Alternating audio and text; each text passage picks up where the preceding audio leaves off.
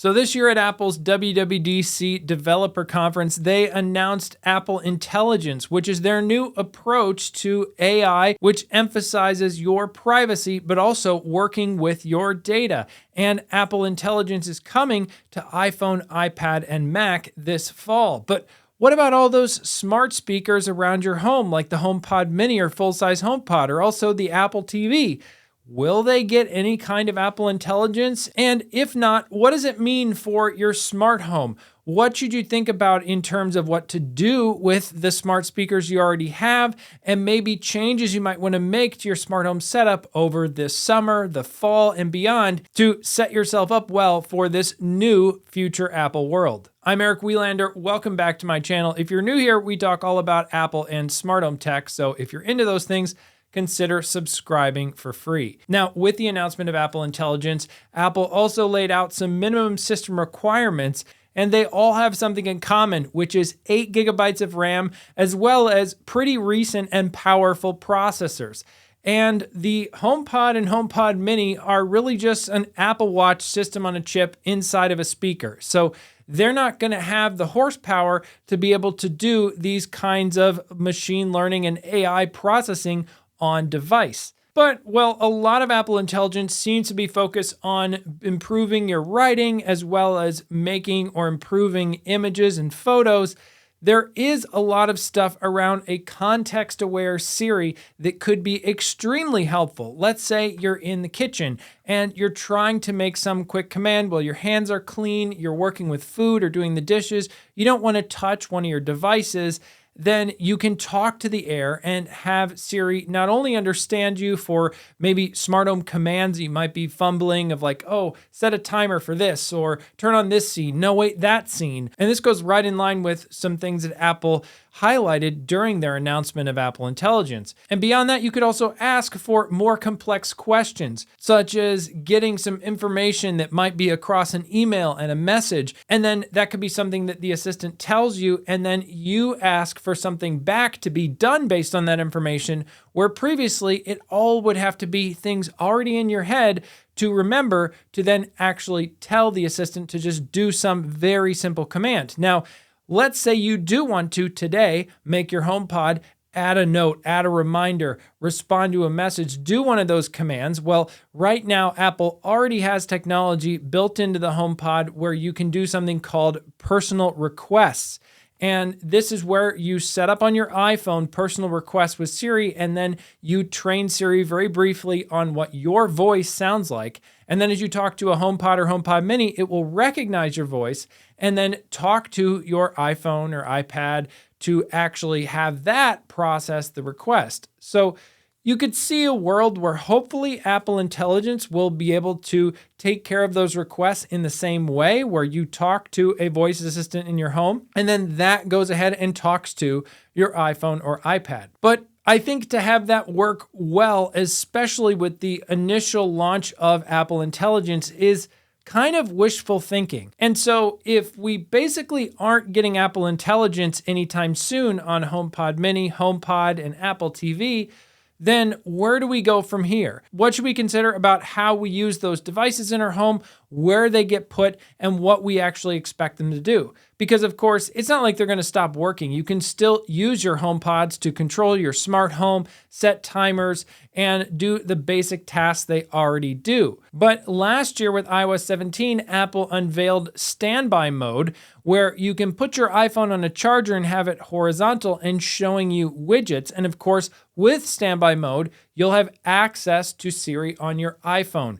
So it almost becomes like a small smart display in your kitchen, in your office, wherever you want to dock it on one of those chargers. And you could see maybe a setup working well in the future where instead of having a HomePod Mini in your kitchen, you have a MagSafe charger where you can dock your iPhone and then talk to that.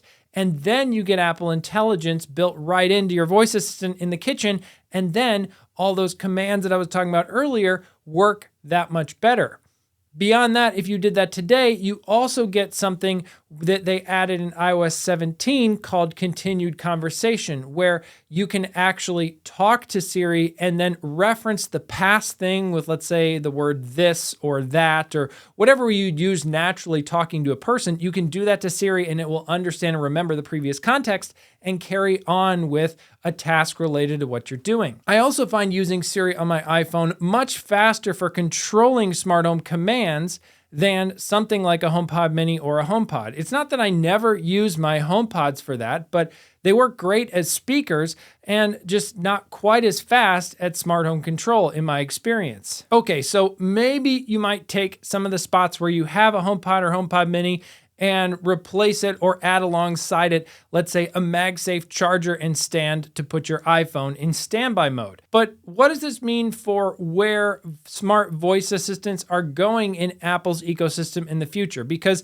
a lot of Apple's competition has gone the route of keeping the assistant that they sell you as minimal and simple and inexpensive as possible, and then relying on the cloud to take care of a lot of that processing. And of course, that's not Apple's approach for a whole host of reasons around privacy and data security, and it enables Apple to have flexibility in working with lots of your data across different apps in ways that it can put together on the device that would be more difficult or impossible to do if you had to have all your data all the time up in some specific centralized service. And of course, there have been recurring rumors about Apple working on some kind of a smart home display. And a lot of people today take iPads and make them a smart display on their walls. And I think based on competitor pricing, a lot of us probably have it in the back of our heads that maybe a smart display from Apple would, let's say, cost $400 or $500. And that's even probably at the high end of what you might have been thinking a smart display would cost, especially because many competitors sell them as low as $100. But those are often displays that don't have a very good screen or very good picture quality for viewing things like photos. And as I mentioned earlier, they don't have a lot of beef to the hardware. It's sending everything off to the cloud for processing, aside from maybe just detecting your voice and turning that into some kind of text or data. So the cheapest device, brand new, that you can buy today that Apple says will support Apple Intelligence is an M1 MacBook Air, which they sell at Walmart for $700. Now, well, that's not going to be a smart display. You could see Apple potentially taking the similar internals of that system and turning it into something that runs a smart display. And then all of a sudden you have something in your home that can also support Apple Intelligence. And it might sound a little bit outlandish and crazy to think about a display costing that much money.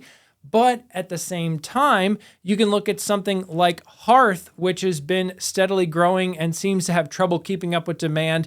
And they have this sort of family operating system of a smart display that's meant to be the central organization point for your family. Now, it's not really into the smart home side of things as much. I haven't used one myself, but it doesn't seem like you're controlling a lot of smart devices.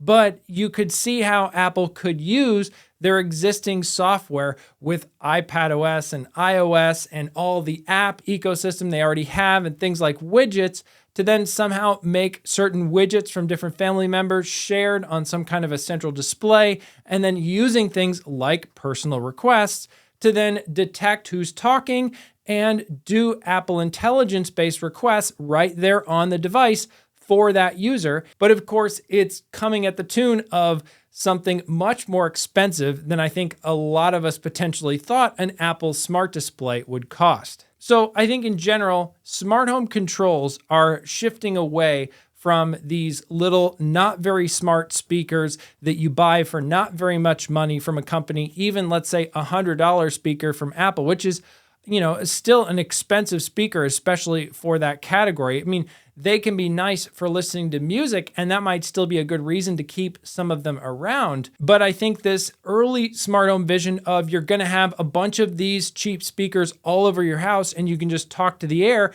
and your voice assistant will hear you might not be as practical as you have these smaller pieces of tech like AirPods Pro and your iPhone and your Apple Watch that are always with you around the home, and then these more expensive centralized assistants that are much smarter and much more capable that you can go to in key locations in your home.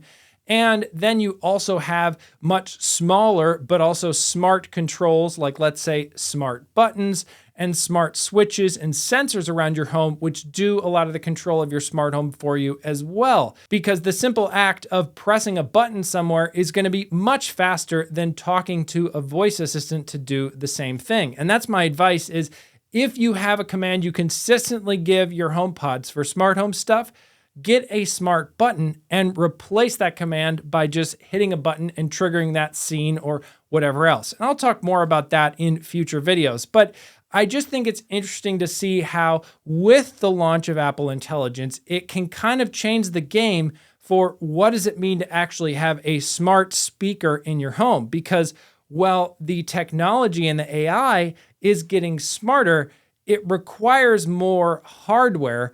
And I think the value of having some kind of an inexpensive home speaker is potentially becoming less and less over time. Let me know what you think in the comments. I'd love to hear your thoughts on this. Give this video a thumbs up if you liked it. Subscribe to the channel if you aren't already.